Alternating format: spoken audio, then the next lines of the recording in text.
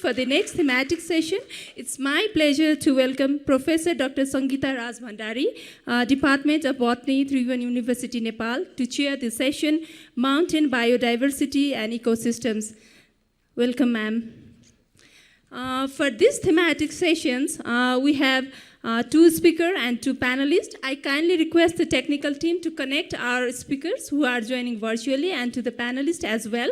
So a short announcement: after this thematic session, we are having a tea break. Thank you everyone for your patience. Over to you, Chair. Thank you, Geeta. Is this on? Thank you, Geeta. Honorable Minister, Minister of Forests and Environment, Honorable Member of National Assembly, and all the delegates, good afternoon, everyone. Because the time has it's almost 15 minutes past, it's always late. So with the, instead of taking much time, I'd just like to say that you know about the mountains and the biodiversity and the ecosystem. My only concern is, if you look at the publication, there are many publications on biodiversity, ecosystem services, as well as threat.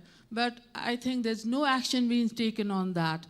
And on the other part, regarding the research, there are many more species being increased day by day, but at the same time, there are some of the species being endangered and threatened. So this forum, I think this thematic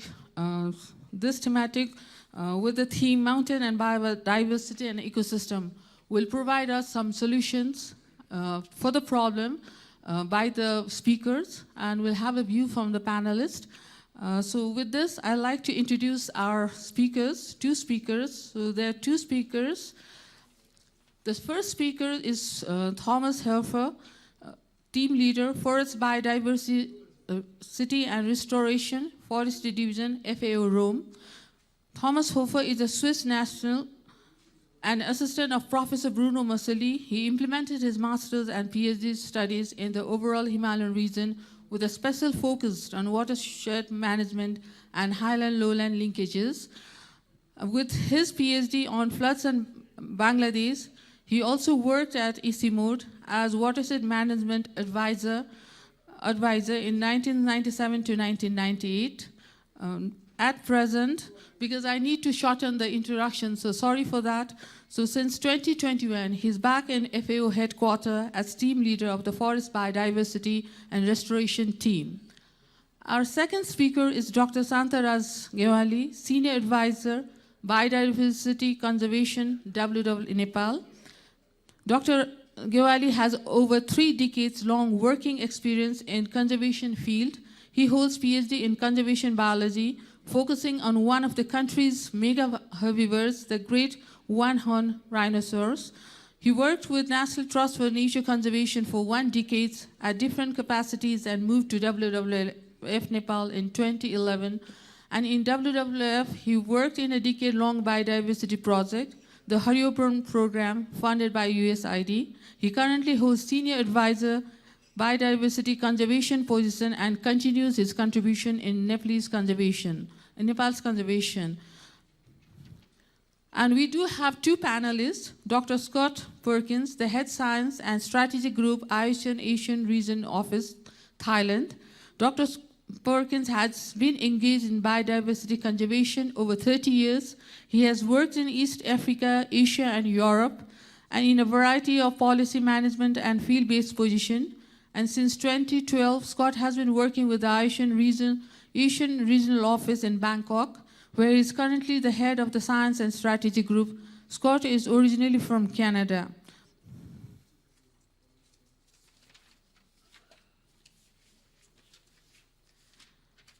And the second panelist, we have Dr. Bhishmaraj Subedi, the Executive Director of ANSAP.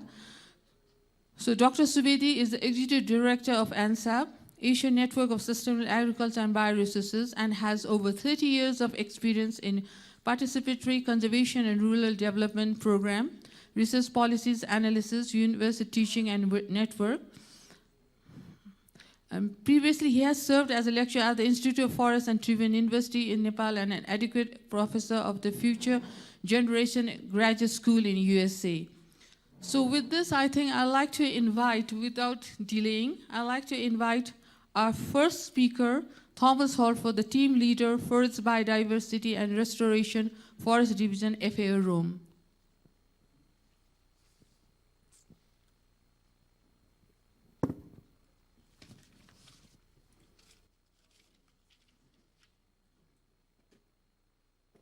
Very distinguished guests, ladies and gentlemen, dear friends. First of all, I would like to thank and congratulate the government of Nepal and all the partners for organizing this very timely session in the context of the International Year of Sustainable Mountain Development. It's a great honor for me to have been invited to be a speaker in this event and to see so many old friends again. It will be very challenging for me to do justice to the topic of mountain biodiversity and ecosystems in 15 minutes.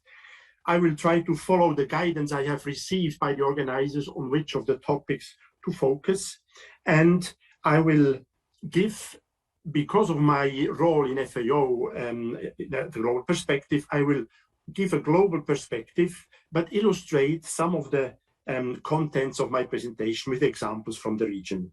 I would like to also try to be as practical as possible because we are here to really see how the mountain agenda can move forward in a very practical way.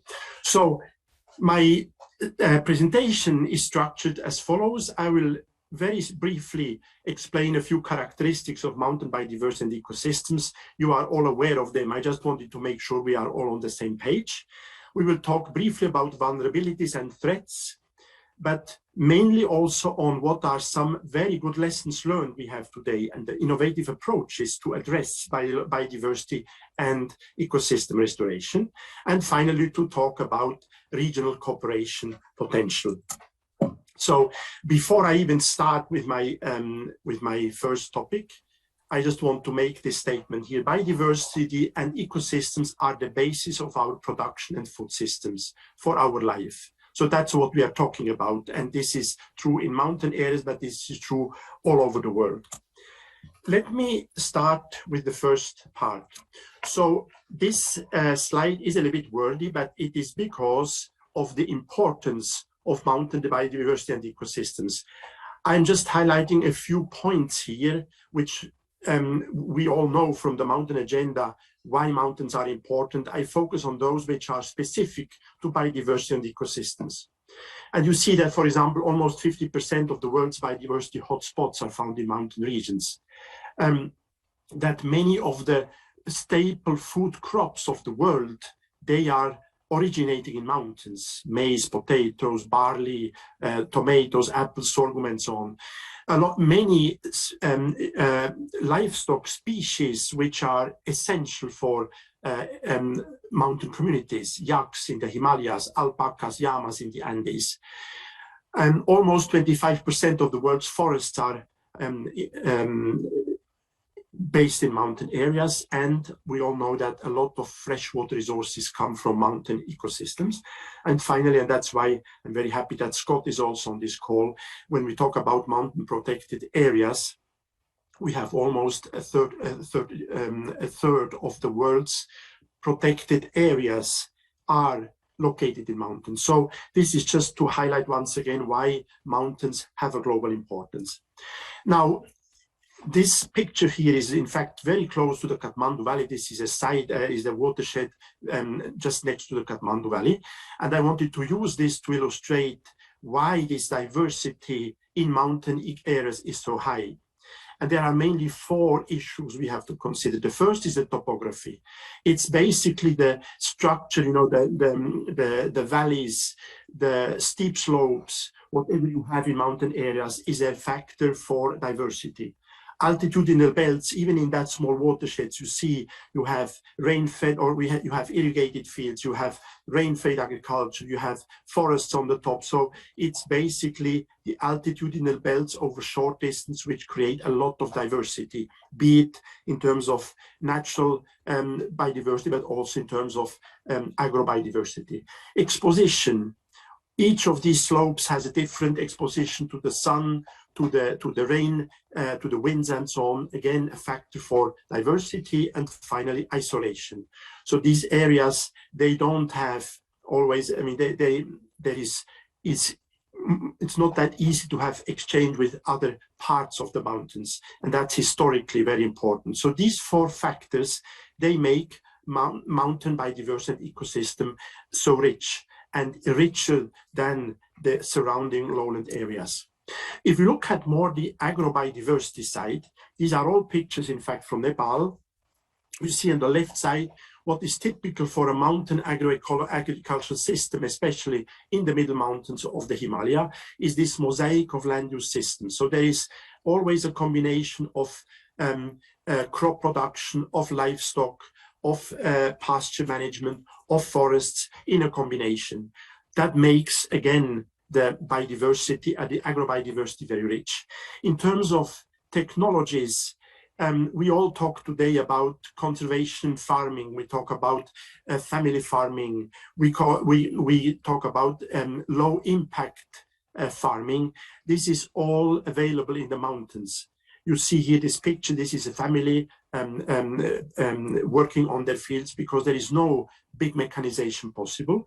So basically, again, in terms of the agriculture production system, a very high diversity. And finally, niche products. There are many varieties of crops only available in mountains, or crops which are off-season crops, which create a lot of potential. So, colleagues, these are just a few elements to characterize the biodiversity and ecosystem diversity in mountain areas. And let me move to the next topic here. What are some of the vulnerabilities? And I just use one slide with a few pictures to illustrate that. So the first, obviously, is climate change. We have heard about this. And this picture here on the left is, in fact, from the High Atlas of Morocco, which is, in fact, a combination of overuse originally, but then followed by climate change. And you see what the situation looks like. So climate change, very, very much a threat to mountain biodiversity and ecosystems. And we know from IPCC reports that the climate change is in fact proportionally high in mountain ecosystems compared to other regions. And if we go to the lower part on the left, another threat to mountain biodiversity ecosystems is monoculture. You see here forest patches with exotic species in a mountain area, in fact, in Latin America. Cash crops, which often, are in conflict with traditional crops. So this is another threat to mountain ecosystems. Overuse and misuse on the right side. For example, a cutting of forest, but which is not followed by sustainable land use, is a disaster for biodiversity and ecosystem health. Infrastructure, we heard about this already by previous speakers. Unadapted road construction, for example, and in the middle, a very important point, a threat to mountain biodiversity and ecosystem is also marginalization of local communities in many different ways. Different, uncertainty of tenure, or exclusion from policy making, and ultimately mountain communities, they are the custodians of the rich mountain biodiversity and obviously of the ecosystems. So these I could go into many more details, but this is just to illustrate what are some of the threats to mountain biodiversity and ecosystems. Now, let's look at, in fact, if we look at the last 20 years since the first International Year of Mountains, and let's look at what are, in fact, innovative approaches related to biodiversity conservation and ecosystem restoration, which are available. I just want to highlight a few of them. There are many more we could have mentioned, but I just wanted to focus on a few. The first one is the landscape planning and management. I think over the last decades, we have understood that when we talk about biodiversity conservation, when we talk about ecosystem restoration, we cannot go with a sectorial approach. We have always to look at the integrated planning, the integrated landscape planning in which this biodiversity is there. So when we want to innovative approaches are really the landscape planning and management, which means bringing together sectors at the field level, but also at the policy level. Overcoming administrative boundaries is very important. The second point is very important. When we talk about biodiversity conservation, it's not about isolating areas from use. That's a non-starter in today's world. So what we are talking about is to look at ways how to use biodiversity, which has a dual benefit. On one hand, the conservation and protection of biodiversity.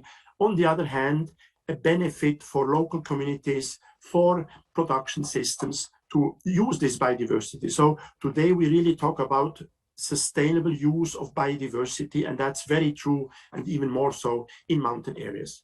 Agroecology is an immediate one. That's the picture on the right side. It's an approach, a very modern approach, which is more and more being applied, especially at the farm level, for an integrated approach of diversification of farms, looking at pollination services, looking at linkages between the farms and the surrounding areas. We have very interesting schemes which are in fact improving the economic situation of mountain communities, and with this their potential to protect biodiversity and ecosystems through income.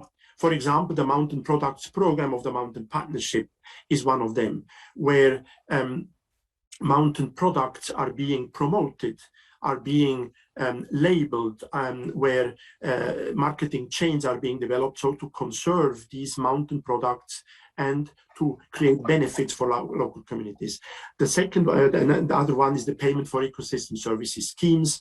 There are many such schemes available. Some of them are still being tested. The most prominent ones are the water services for mountain areas, which can be compensated. And finally, overall diversification of land use systems is a very innovative approach to biodiversity conservation and ecosystem restoration, both and create livelihood resilience and ecosystem resilience. And once again, we saw these pictures before. If we look at Nepal in the Middle Hills, the local communities, they know about this. They practice that diversification anyway. They combine different land use systems and in their livelihood systems. Just to illustrate why this landscape approach is a very innovative but also very important approach. It's not just a must, but it creates multiple benefits. I don't go into detail here. You see a hilly area which is being managed in a landscape approach with all the different benefits which are there: biodiversity benefits, forestry benefits, water security, soil conservation, and so on. My last slide on this short section is about concrete example stories. And I just wanted to quote 4 projects from around the world where I had the privilege to be technically responsible for, which basically were all dealing with sustainable biodiversity conservation and ecosystem restoration. I will start with West Africa here. On the left side, you see this is a project where which was about restoring the ecosystems of that West African highlands, which is the water tower of the whole of West Africa. So it was to introduce different innovative approaches to restoration in this shifting cultivation system, but also to use local products, to market them, and finally to create cooperation mechanisms across the 8 countries involved in this project. The Huangshan Mountains in China in the middle here, a very spectacular mountain area in China, not part of the Himalayas, by the way. It's in the Anhui province. This is a UNESCO site, and the objective of this specific project is to use this protected area and the lessons learned for biodiversity conservation, and to expand this to other protected areas within China. The Chimborazo project on the lower middle part is in Ecuador. It's a project to protect the biodiversity of the Paramos, which is the vegetation belt above the timberline in Ecuador, which is a very important water recharge area for downstream users, but which is being encroached by potato production. So this project was to create livelihood opportunities for the communities in order to protect this vital biodiversity of this paramo.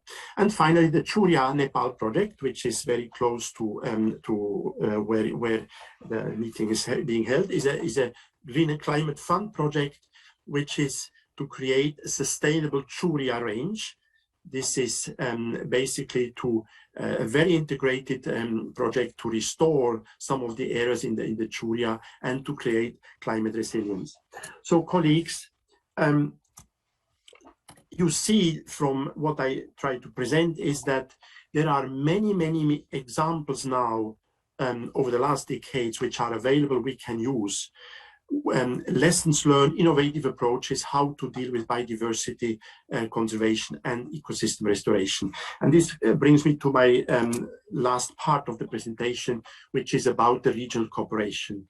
And similar to what Rosa Laura presented this morning, where she showed a little bit the increase of the mountain agenda over the last decades, what I did here was to look at the story of the mountain agenda with a particular focus on the biodiversity elements. And that's very interesting. You see that, I mean, I start with the creation of ICIMOD in 1983, which from the beginning had a very strong focus on agrobiodiversity in the Hindu-Kush Himalaya. And then the story continues, and what is in yellow here are the steps of the mountain agenda, which are not specific to biodiversity, but which refer to biodiversity, but the green ones are those where biodiversity was in the focus, and that's very interesting. So between 1992, when Chapter 13 was approved, and the International of Mountains in 2002, there was a lot of scientific evidence coming up about the high degree of biodiversity in mountain areas compared to the lowland areas, which also led to the creation of the Global Mountain Biodiversity Assessment Program. And interestingly, in the CBD, the Convention on Biodiversity in 2004, there was even a specific mountain biodiversity program. And I remember together with ICIMOD, Klabia Sharma, we were together in fact in the drafting of this program. And then we talked about the International Mountain Day earlier this morning. There were two editions, the 2006 and recently the 2020, which were both specifically focusing on mountain biodiversity. Now, let me follow this story and say, what are the opportunities today? And you see here a very interesting list that because of the time, I cannot, unfortunately, not go into detail now, but there are so many frameworks today which offer opportunities for mountain development, in this specific case, which I listed here, for biodiversity and ecosystem services. And one of them is the CBD post-2000 biodiversity 20 biodiversity framework, which is right now being again negotiated in Geneva last week and this week. The UN Decade on Ecosystem Restoration, the Decade on Family Farming, the Sustainable Development Goals. Then we have in FAO specifically a strategy and action plan on mainstreaming biodiversity across agriculture sectors. There is an Asia-Pacific strategy and action plan for forest and landscape restoration, which has been developed within the Asia-Pacific Forestry Commission, of which all the Himalayan states are members. And finally, in terms of the financing opportunities, I think the Global Environment Facility, GEF8, is a very, very important opportunity because the biodiversity focal area, again, will get a very high attention in the funding. And so that's a big potential for funding, and also the Green Climate Fund. We have already seen the Churia project I mentioned before is funded by the Green Climate Fund. What I put here in red are those frameworks which are particular to mountains, the Mountain Partnership and the Mountain Products Program.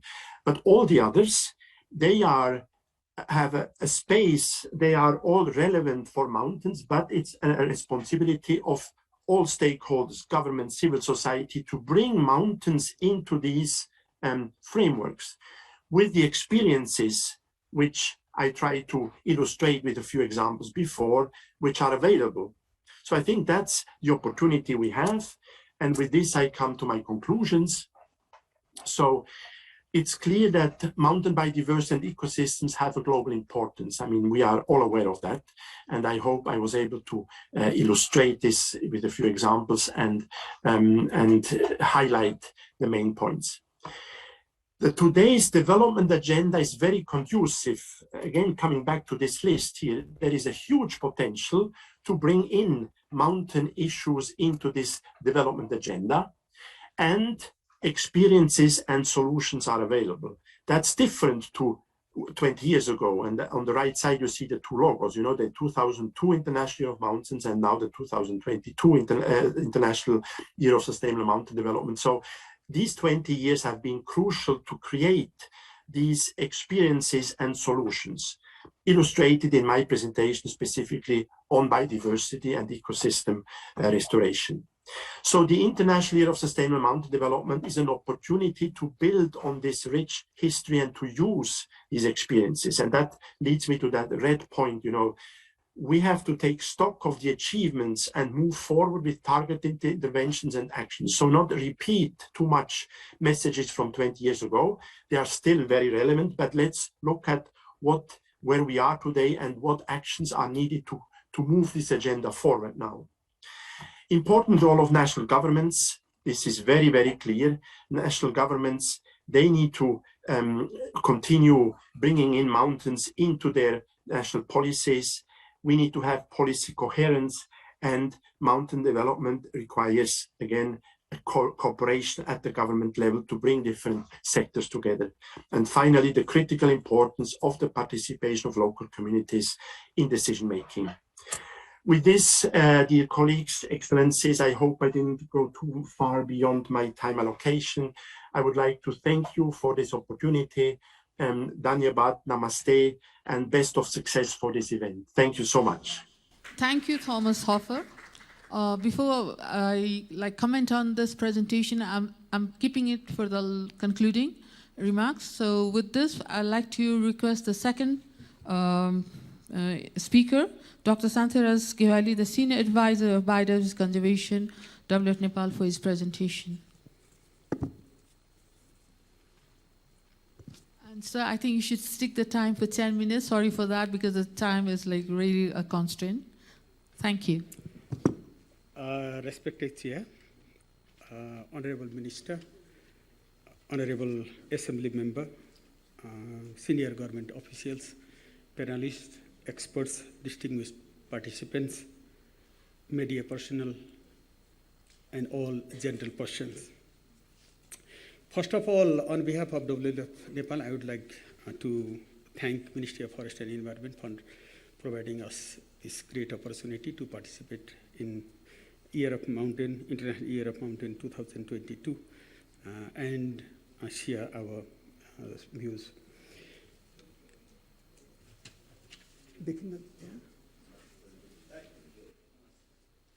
Yes, sir. Yeah. When we talk about mountains, they are one of the life supporting system, and one of the masterpieces of nature. The mountain contribute large share of global terrestrial and host nearly 50% of, as previous speaker said, 50% of global biodiversity hotspots. And then they are essential for the survival of global ecosystem as vital source of fresh water, energy, biodiversity, and agriculture.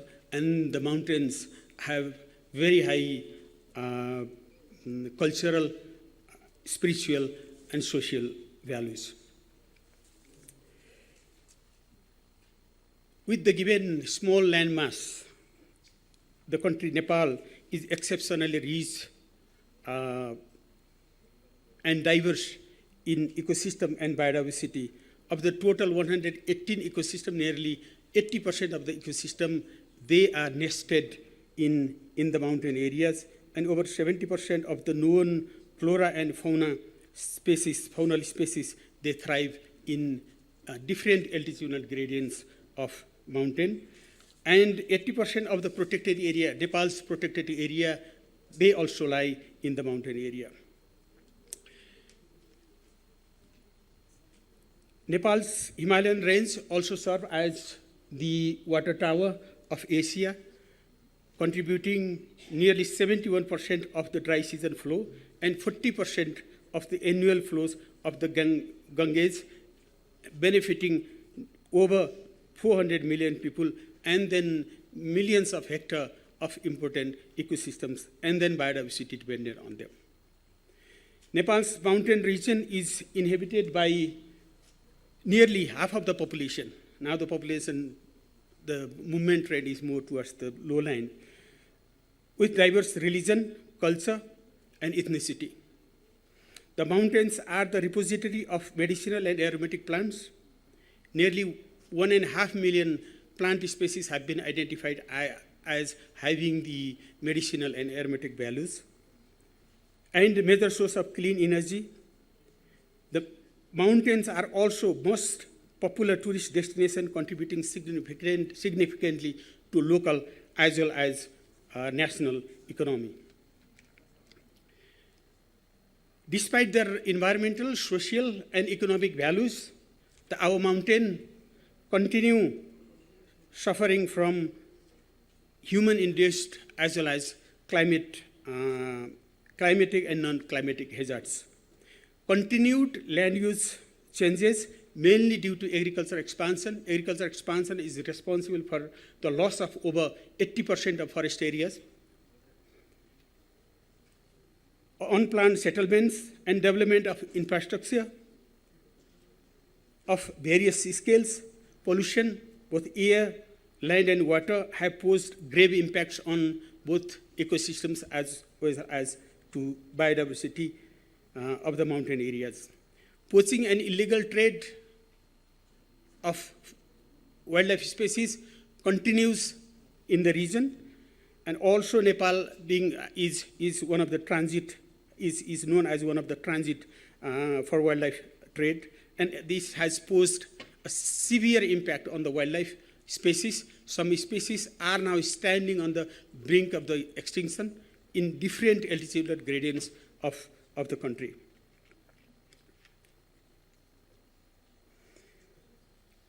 And then there is a serious impact, that has a serious impact on the population, particularly on the small, isolated, and endangered species. And the invasive of several alien plant species into natural ecosystem have devastating impact on the native food plant species. Appearance and reappearance of zoonotic diseases will have serious impact on both human as well as ecological communities. Similarly, climate hazards such as very high floods, forest fire, and prolonged droughts have serious impact on the ecosystem and biodiversity. The 2015 flood, as we experienced, had a devastating impact on the East Rapti floodplain, impacting a diverse wildlife species living and primarily dependent on that sub-river basin.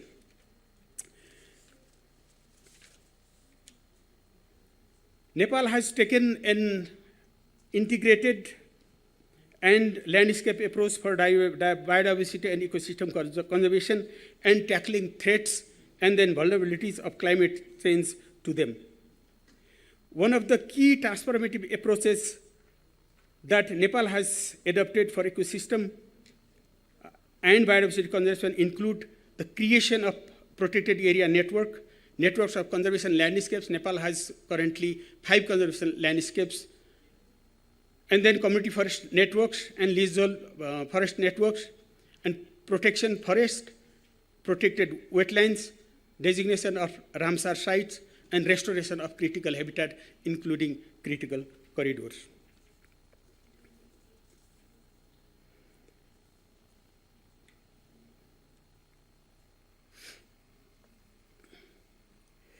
And these transformative approaches, they have been backed up by several very strongly backed up by conservation-friendly, pro-poor, climate-smart and gender-sensitive policy and legal provisions, including the Constitution of Nepal, forestry sector policies, acts and regulation, environment protection Policies, Act and Regulation, Climate Change Policy, that nationally determined contribution, National Biodiversity Strategies and Action Plan, and several other policy instruments.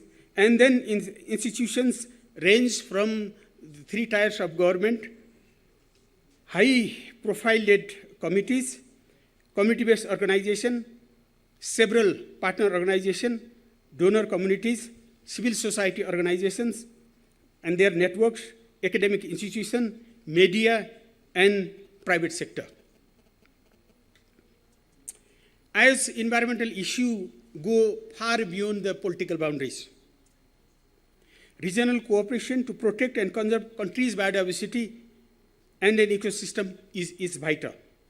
So far, Nepal and China have already signed the MOU, and then signing process of MOU with India is underway. Regional platforms such as SAWEN, the Secretariat is here in Kathmandu, and Global Tiger Forum and SARC are taking agendas of species and ecosystem conservation, as well as promoting green energy, green economy. These platforms are instrumental in assessing knowledge and technology and financial resources, and build synergy and raise the ambition to conserve mountain biodiversity and ecosystem, and bring forward mountain biodiversity and ecosystem conservation issues to CBD and climate change scopes.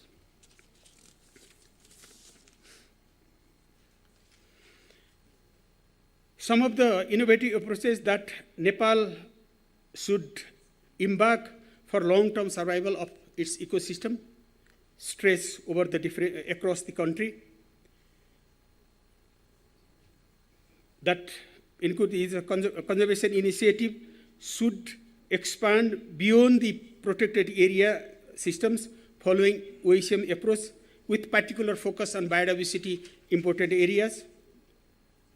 Identify and protect microclimate refugia to provide climate safe spaces for human as well as wildlife communities in the extreme climatic conditions. And also adopt integrate river basin approaches to conservation landscapes and establish upstream downstream linkages and address the issues. Undertake environmental flow study for budgeting water, to budget water, the requirements for to maintain ecological integrity for human need, and also maintain downstream floodplain dynamics where several globally significant wildlife species and then ecosystem survive. And also undertake the ecosystem study, because when I started digging out the information, there are very little information regarding the structure, health, and whereabouts of ecosystems in Nepal. So the government of Nepal, under the leadership of Ministry of Forest and Environment, has taken lead to map and classify the forest and ecosystem types in Nepal. Probably Nepal is the only country lately who has taken this initiative. And I think this is extremely important to have full knowledge on ecosystem and then biodiversity living in them if we are thinking of securing their survival for long term. And then integration of poverty, biodiversity and ecosystem conservation, and climate linked issues in local and provincial planning and budgeting process is extremely important. And promotion of nature-based livelihood options, targeting primarily to the communities that are dependent on the natural resource base, including the indigenous community, is vital to build the harmonious relationship between the conservation of biodiversity and ecosystem and then people dependent on them. And promotion of infrastructure safeguards to minimize the adverse impact on biodiversity and ecosystem is critical. Saying with this, I would like to conclude my presentation, and thank you, Chair. Thank you so very much. Thank you very much, Dr. Diwali. So you're almost on time. Thank you very much. So Moving on to the panelists, I'd like to welcome the first panelist, Dr. Scott Perkins, the Head Science and Strategy Group, Asian Regional Office, Thailand, for his remarks. Honorable Minister, Honorable Secretary, distinguished participants, good afternoon, and thank you very much for this opportunity to join you virtually today from Bangkok and to take part in this very important conference. Let me start by thanking both FAO and WWF for their excellent presentations. I think both presentations have really served to highlight once again the importance and the value of mountain ecosystems for their biodiversity, for the many ecosystem services that they provide to society, and for their cultural and their spiritual values. But both presentations have also highlighted just how vulnerable these mountain ecosystems are and the increasing number and the increasing scale of the threats that they face. So we're familiar with all of these: habitat loss, fragmentation and degradation, pollution, overexploitation, invasive alien species, and climate change. But increasingly, it's becoming clear that climate change is going to have profound and complex impacts, and that these will compound and exacerbate all the other threats and pressures in ways that we really don't even understand yet.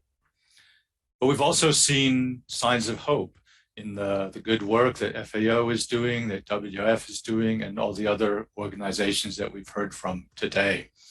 We've heard about the importance of taking an integrated landscape approach, and we've also heard about the potential for carrying out ecosystem restoration, which I think offers considerable promise and considerable hope.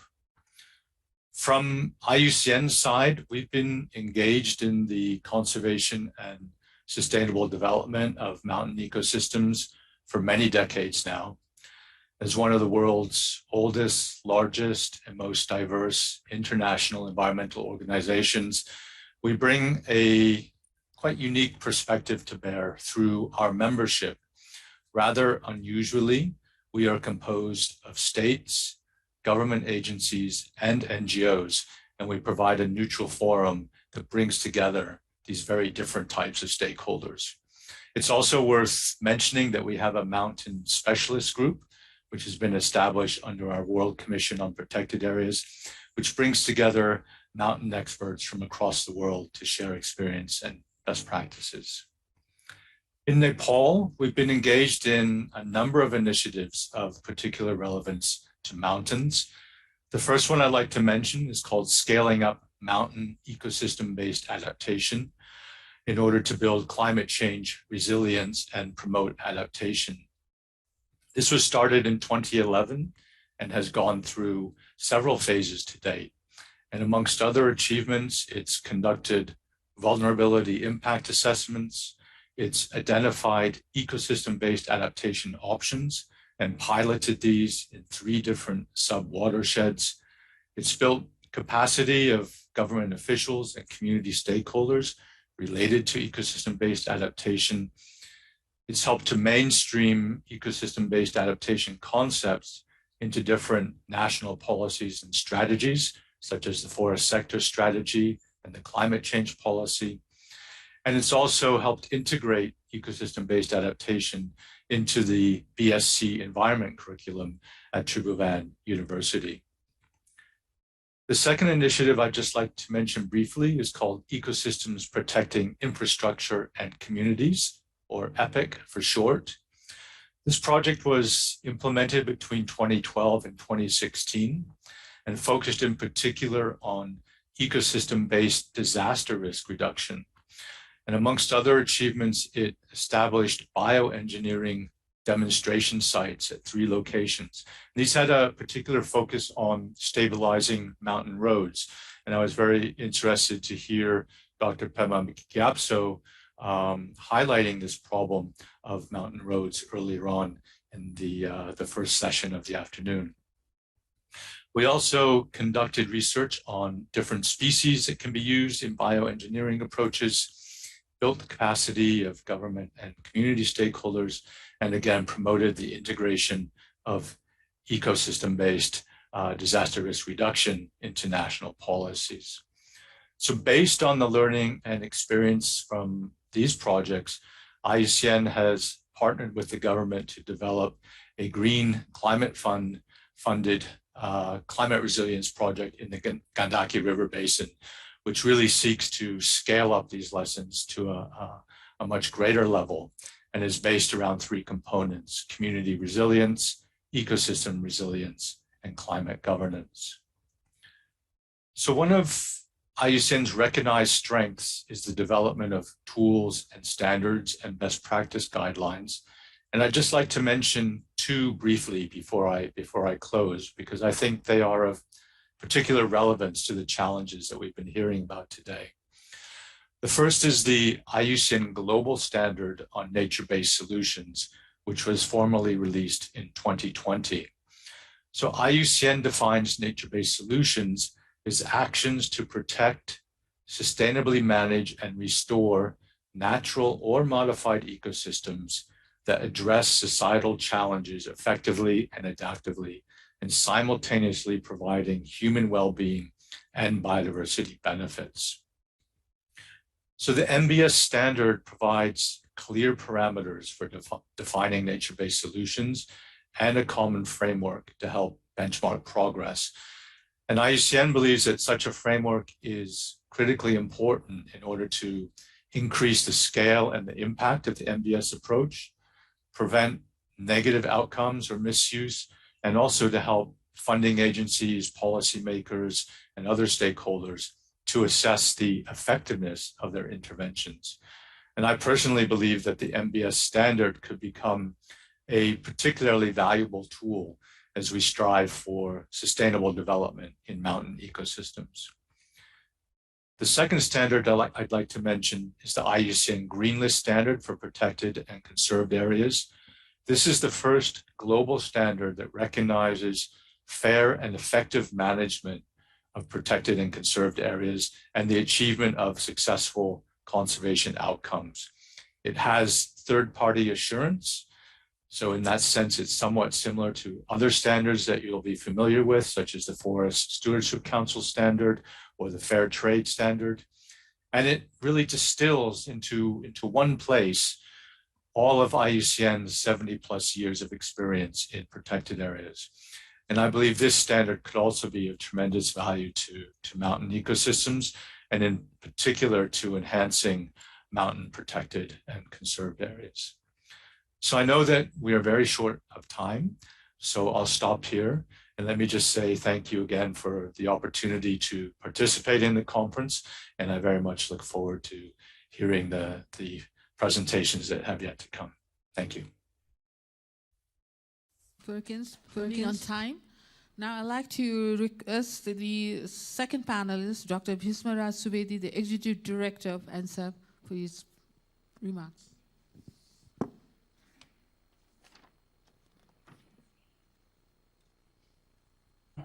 Honorable Secretary, Honorable Dr. Bimala Rai, and all others. It is really a privilege to be in this program and this panel. It's very nice to see the understanding about the mountains and also particularly biodiversity and the ecosystem services that is more clearer now, and the understanding is the similar, the fashions. There are not any contradictions, I would say. Maybe there are some gaps and additional knowledge we need to know, but I think we all are in the same page. So no need to repeat how important the biodiversity and ecosystem services of mountains are for us and why they are important, and also the driving factors contributing to the rich biodiversity and uniqueness and the importance, as well as the drivers, that are also threat to the biodiversity and ecosystem services. What is important now is, I think, we have understood quite enough or sufficient to say, to take further actions. So now what is important is also we learn we tried a lot of innovations, and we learn there are a lot of best practices that we tried, and some of them are actually tested. Some of them are maybe only in the conception phase. So now what would be more important would be whatever we conceptualize, maybe we test further to prove their effectiveness, and those which have already tested. So we have a proof of concept in certain areas, maybe multiple areas. Now it is the time to expand them. But one very important thing maybe I would like to highlight is that the mountains are different, and we should treat these mountains differently. A lot of time we forget while we make the plan, or development plan, or the biodiversity conservation ecosystem, then we follow the mainstream, from the plain areas or the very developed, the countries. So that would be not, that may not be very appropriate. We can still learn lessons, from other areas, from other, the landscape also. But for the mountains, we need to understand mountain specificity. So it has the relationship with the factors also, that are affecting, influencing or are threats to the biodiversity and the mountain ecosystems, like the development agenda and the economy. The Dr. Pema Gyamso very nicely highlighted the importance of, why we should actually treat mountain as a mountain, and we should have a different, the approach of green economy, for example, the oil construction, all the construction and other things as well.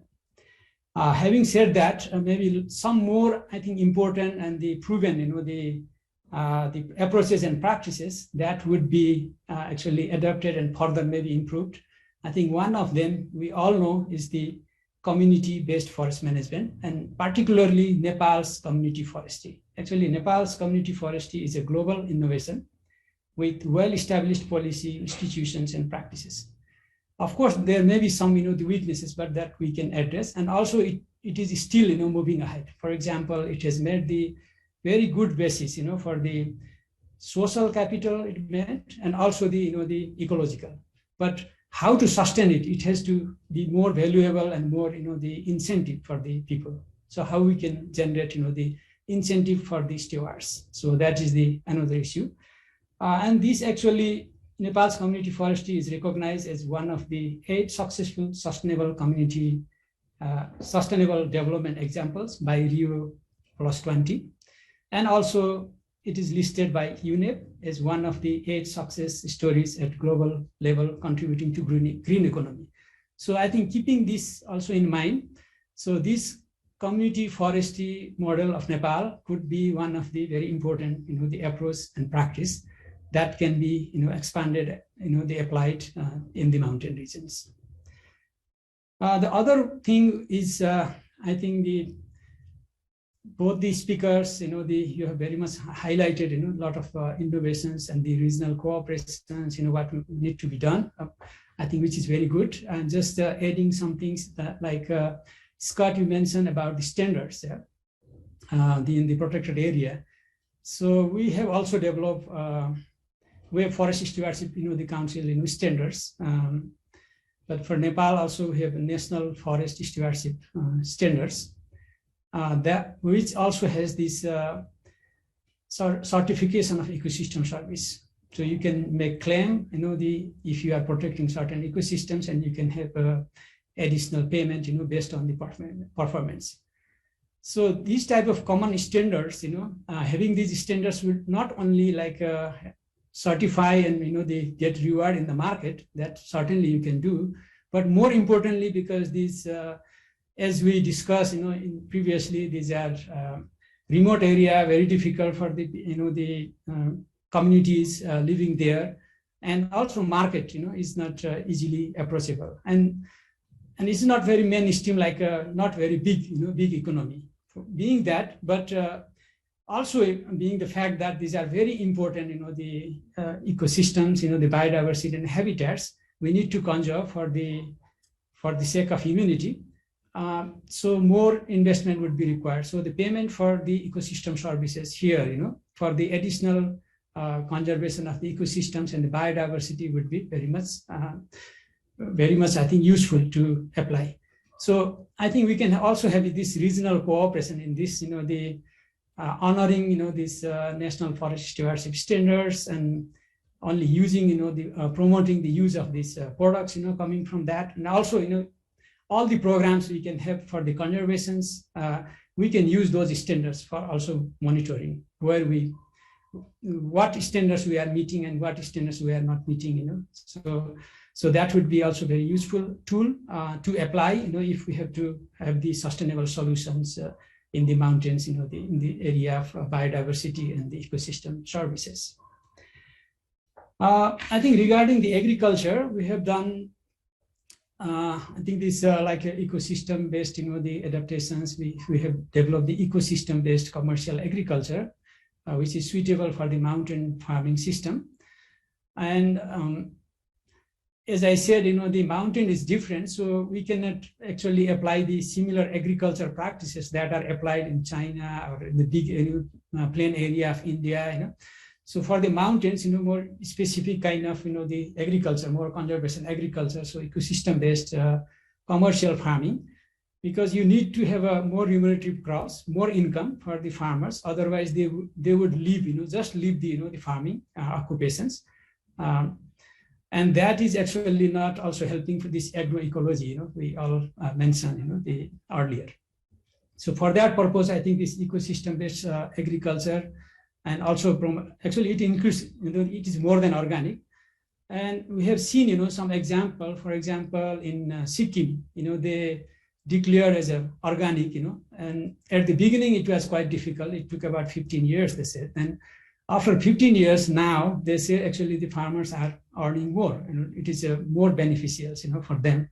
I think Bhutan is taking, the similar, and Nepal we have tried in Jumla and some other areas. In Jiri municipality, particularly in Dolkha, we have also tried, to do this ecosystem-based commercial agriculture, both combining agriculture and the forestry, and developing long-term strategy, based on this ecosystem-based approach, both for agriculture and forestry. That can also serve as a model for the other municipalities in the mountains in Nepal, as well as in the region, for the regional cooperation.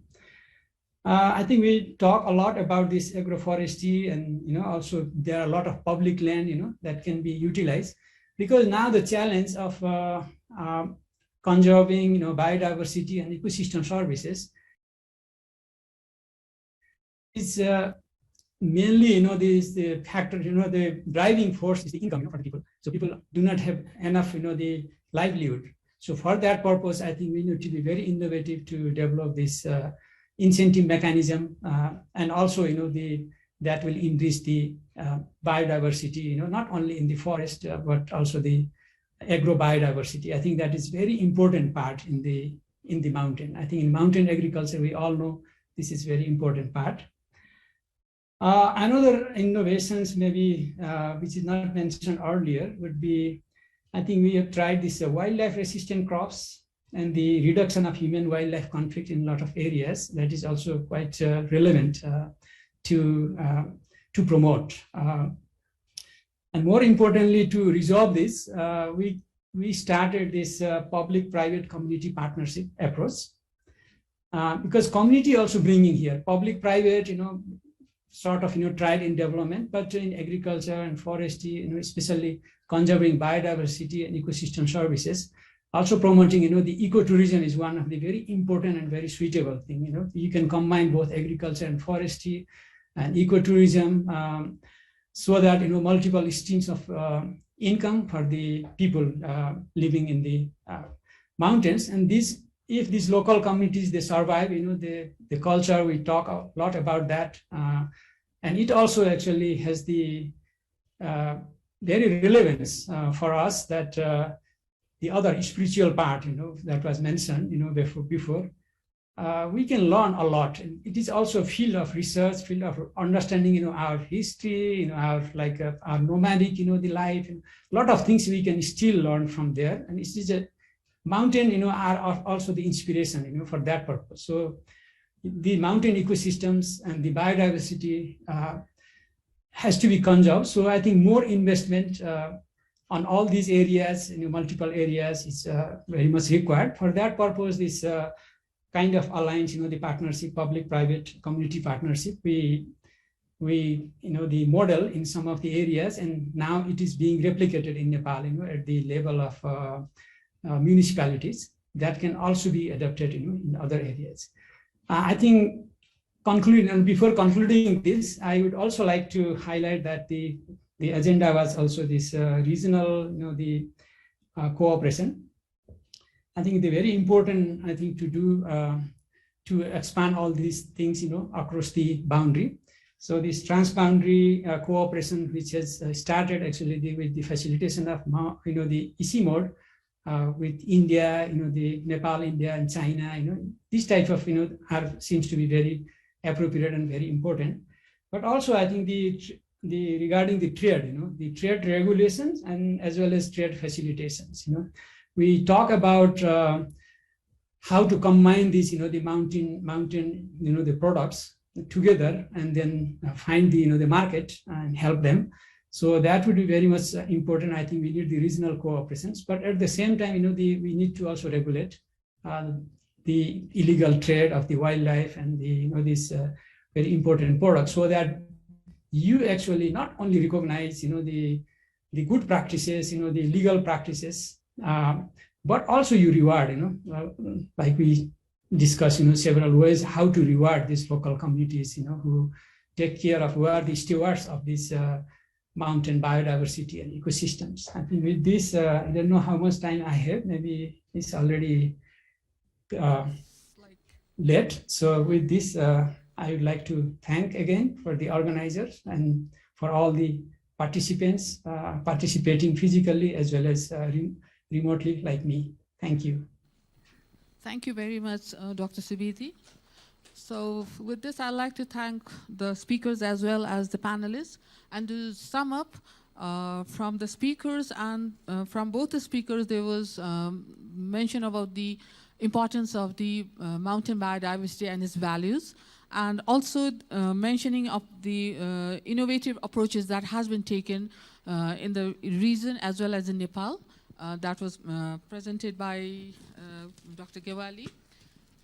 And the history has been also been said, because according to Dr. Vishnu Subedi, there's regional cooperation, which is very important, because we are not only the mountain country in Nepal, because there's a region all over the Himalayan where there's several countries with the mountains. So I think if you join hands and have a regional cooperation, there are many innovative approaches that can be used to protect our mountain biodiversity as well as the ecosystem services.